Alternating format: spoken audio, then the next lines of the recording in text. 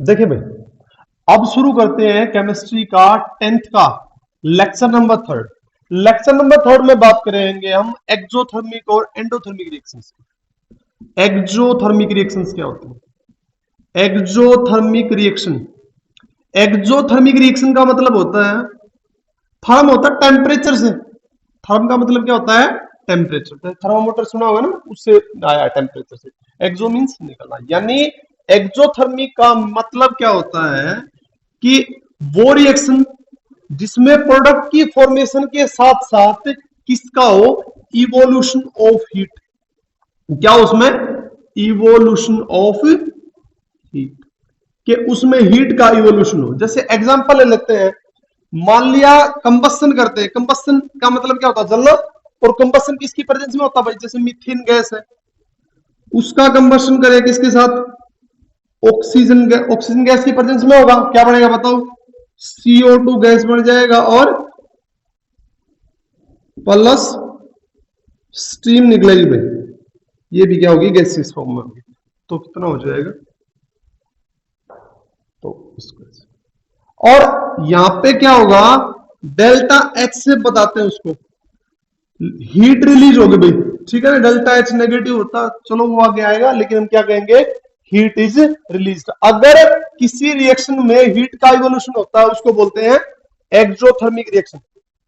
अब बात करें एंडोथर्मिक रिएक्शन की। एंडोथर्मिक, एंडोथर्मिक इसकी उल्टी होगी भाई, कि एंडोथर्मिक रिएक्शंस वो रिएक्शन होती हैं, एंडोथर्मिक रिएक्शन वो रिएक्शन होती हैं जिसमें हम क्या करें?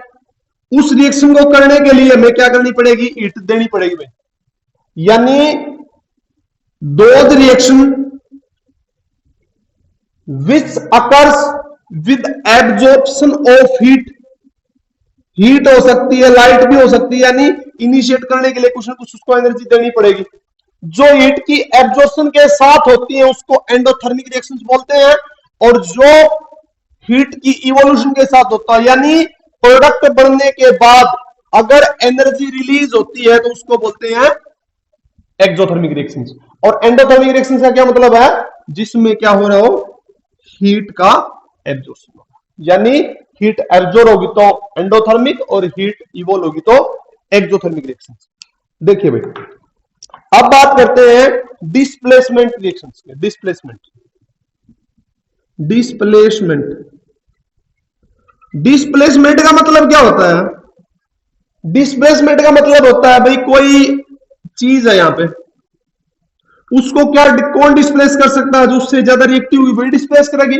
इसका मतलब डिस्प्लेसमेंट रिएक्शन वो होती है, displacement reactions, displacement reaction are those reaction, displacement reaction are those reaction in which a more reactive element, in which a more reactive element, in which a more reactive element displaces other less reactive element, other less reactive element, other less reactive element from its solution, from its solution। यानी किसी element का solution है भाई, किसी element का solution है, कोई भी एलिमेंट ले लेते हैं। मान लिया हमारे पास एलिमेंट है, जैसे बात करें किसकी, मान लिया हमारे पास एलिमेंट है कॉपर सल्फेट, CuSO4। ठीक है भाई, Cu ऊपर लिखता हूं एक मिनट, ये एक्सोथर्मिक एंडोथर्मिक को रद्द कर लेते हैं, फिर अब करते हैं एक बार इसको, देखते हैं। देखो, मान लिया हम करते हैं कि कॉपर सल्फेट का सॉल्यूशन लेते हैं भाई, हमने कॉपर सल्फेट का सॉल्यूशन किसी भी कंटेनर में ले लिया। अब क्या करते हैं? आयरन लेते हैं उसके साथ, आयरन क्या हो जाएगा? आयरन सॉलिड में देखो, और इसके साथ एक्वस होता है इसका सॉल्यूशन। क्या करेगा बताओ? आयरन में से और कॉपर में से याद रखना, आयरन ज्यादा रिएक्टिव होता है, और एलिमेंट का तो पता ही भी, कॉपर भी एलिमेंट है और आयरन भी एलिमेंट है। एक मोर रिएक्टिव एलिमेंट इस लेस रिएक्टिव एलिमेंट को, इसको मोर रिएक्टिव है, ये लेस रिएक्टिव है। ये मोर रिएक्टिव एलिमेंट इस सॉल्यूशन के अंदर जाके क्या करेगा, इसको डिस्प्लेस कर देगा, तो कॉपर सॉलिड, और क्या बन जाएगा, FeSO।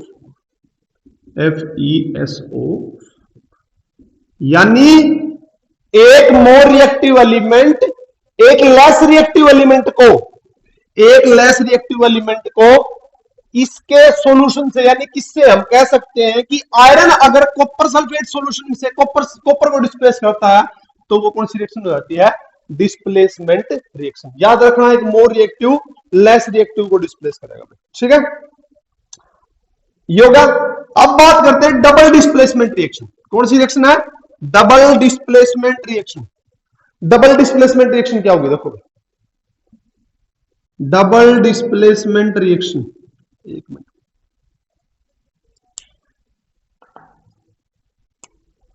Double displacement reaction, double displacement reaction क्या होती है, देखो,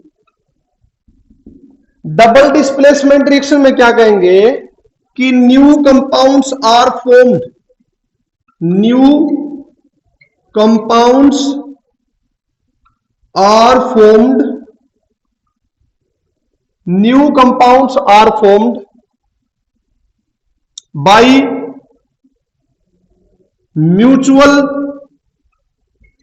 mutual exchange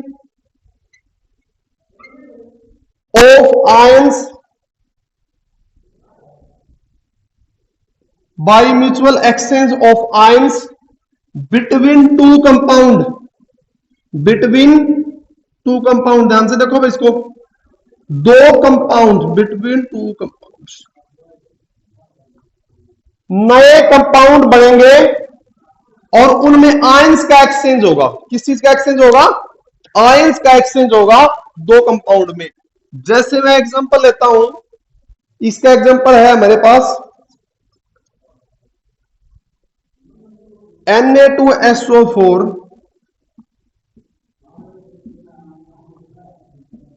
aqueous plus BaCl2, ये भी सॉल्यूशन, देखो ध्यान से, यानी दो कंपाउंड के सॉल्यूशन ले लिए भाई, बेरियम क्लोराइड ले लिया और सोडियम सल्फेट, Na2SO4 और BaCl2। अब क्या होता है, आयन का एक्सचेंज होगा। देखो, ये पहले पॉजिटिव होता है, ठीक है, फिर नेगेटिव होता है, फिर पॉजिटिव होता है, फिर नेगेटिव होता है, ठीक है। अब क्या होगा, ये पॉजिटिव इसके साथ चला जाएगा और ये नेगेटिव इस पॉजिटिव के साथ चले जाएगा। देखो क्या होगा, 2NaCl क्या बन जाएगा, 2NaCl प्लस BaSO4 क्या बन जाएगा, BaSO,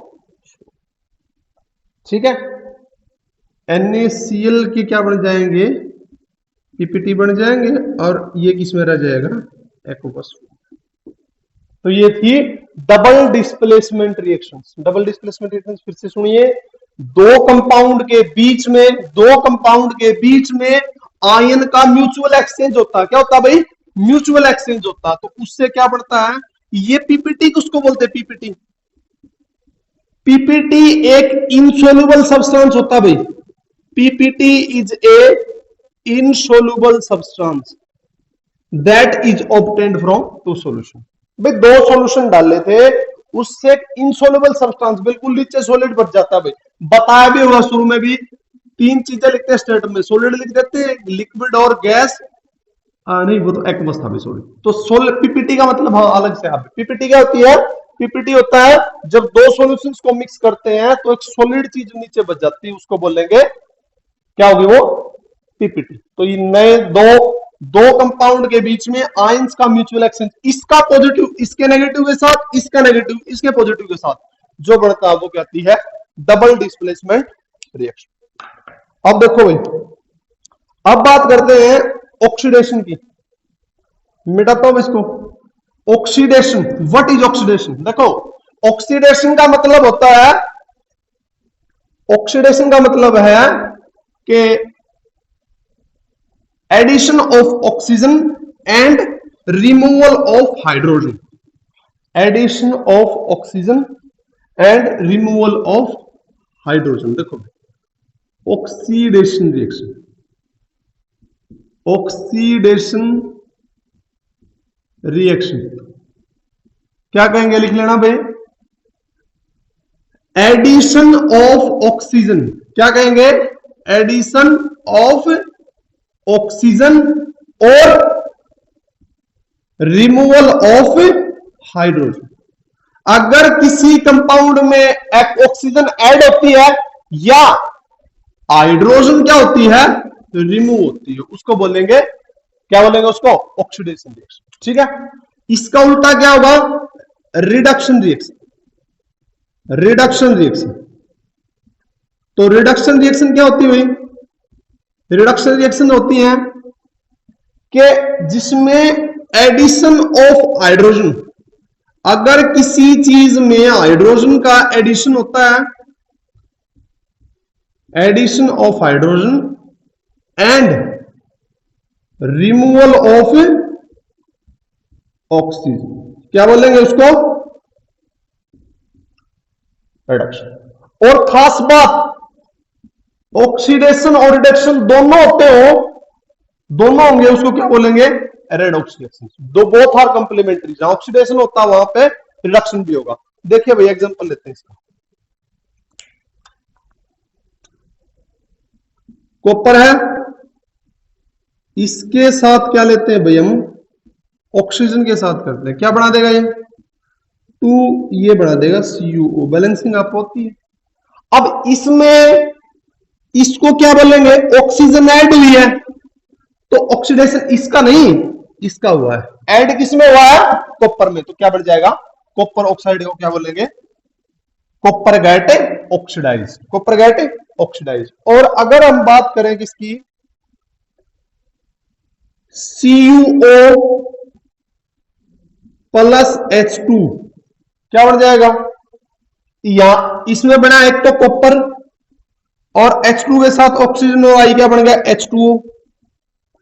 तो कॉपर में से ऑक्सीजन गई है, नहीं CuO में से गई है, तो इसका रिडक्शन हुआ भाई, याद रखना भाई, क्योंकि इसने ऑक्सीजन का लॉस किया है, इसलिए क्या होगा, रिड्यूस, और इसने ऑक्सीजन को ऐड किया है, CuO ने, ये कॉपर ऑक्साइड ऑक्सीडाइज नहीं हुआ है, कॉपर ऑक्सीडाइज हुआ, क्योंकि इसमें ऑक्सीजन इसके साथ एड अप हो गई है। और इसमें बात करें रिडक्शन में, तो कॉपर ऑक्साइड के साथ हाइड्रोजन, तो हाइड्रोजन ने क्या किया, इस ऑक्सीजन को लेके चला गया, यानी इसके पास क्या है, इसके पास ऑक्सीजन नहीं रही, तो इसका मतलब इसमें यही कहेंगे। और इसमें देखो, इसने क्या किया है, ऑक्सीजन ले ली, यानी इसका क्या होगा, ऑक्सीडेशन, क्या होगा इसका, ऑक्सीडेशन। इसका क्या हुआ है, इसका यहाँ पे रिडक्शन, क्या होगा इसका, रिडक्शन। और ऑक्सीडेशन और रिडक्शन दोनों हुई है, तो इसको क्या बोलेंगे, रेडॉक्स रिएक्शन। आगे आता है 11th में टॉपिक पूरा ही रेडॉक्स रिएक्शन। रेडॉक्स रिएक्शन साथ से याद रख लेना, रेडॉक्स रिएक्शन क्या हो, जिस रिएक्शन में ऑक्सीडेशन भी होता हो और रिडक्शन भी होता हो, उसको बोलेंगे रेडॉक्स रिएक्शन। क्या बोलेंगे भाई, रेडॉक्स रिएक्शन। अब देखते हैं भाई, आगे करते हैं हम रेंसिडिटी की बात करते हैं भाई, ऑक्सीडेशन के इफेक्ट क्या क्या होंगे, मिटाता है इसको, देखो ध्यान से, effect of oxidation, effect of oxidation, oxidation के इफेक्ट क्या क्या होंगे भाई। एग्जांपल लेते हैं, अगर कोई ऑयली फूड है, ऑयली फूड कुछ भी है, या किसी फूड में फैट है भाई, उसको अगर हम लॉन्गर पीरियड के लिए रखते हैं, लंबे टाइम के लिए बाहर छोड़ देते हैं, तो उसकी क्या क्या चेंज हो जाता है, उसका टेस्ट भी चेंज हो जाएगा और उसकी स्मेल भी चेंज हो जाएगी, टेस्ट भी चेंज हो जाएगा, उसकी स्मेल भी चेंज हो जाएगी। तो टेस्ट चेंज हो जाना और स्मेल चेंज हो जाने को हम एक वर्ड बोलते हैं, जिसको बोलते हैं रेंसिड। क्या बोलेंगे भाई, रेंसिड, यानी वो खराब हो चुके। फिर से देखो, कोई ऑयली चीज है, कोई फैट है उसमें, अगर उसको लॉन्गर पीरियड, अगर लंबे टाइम के लिए उसको रख दिया जाता है, तो उसका टेस्ट भी चेंज हो जाएगा और स्मेल भी चेंज हो जाएगी, उसको बोलेंगे दिस बिकम्स रेंसिड। यानी क्या कहेंगे, यानी एक वर्ड आता है, अब एक प्रोसेस बोलेंगे रेंसिडिटी। क्या बोलेंगे भाई, रेंसिडिटी, यानी ऑक्सीडेशन ऑफ फैट और ऑयल इज कोल्ड, छोटी सी बिल्कुल छोटी सी डेफिनेशन लिखते हैं, इज कोल्ड रेंसिडिटी। ठीक है भाई, तो फैट और ऑयल का जो ऑक्सीडेशन उसको क्या बोलेंगे, रेंसिडिटी। और ये क्या करवाए हमने, ऑक्सीडेशन के इफेक्ट क्या क्या होंगे भाई, इसकी बात करेंगे। ठीक है, आगे करते हैं। देखो ये हो गई रेंसिडिटी, तो इसका मतलब रेंसिडिटी से बचने के लिए हमें क्या करना पड़ेगा, हमें उनको एयर टाइट कंटेनर में रखना पड़ता है भाई। तो क्या कहेंगे, तो टू कीप देम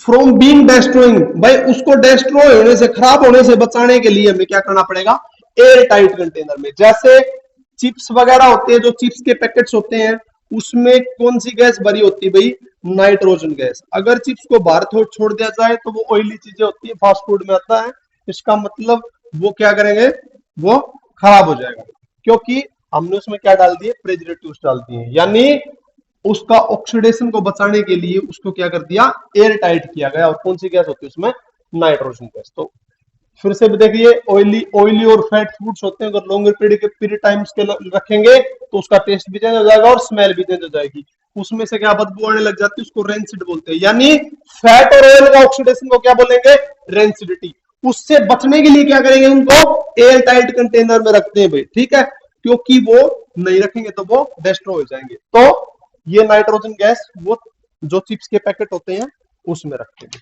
अब बात करते हैं आगे इफेक्ट ऑफ ऑक्सीडेशन में, और है एक जिसको बोलते हैं कोरोजन। क्या बोलेंगे भाई, कोरोजन बोलेंगे। कोरोजन का मतलब क्या, देखो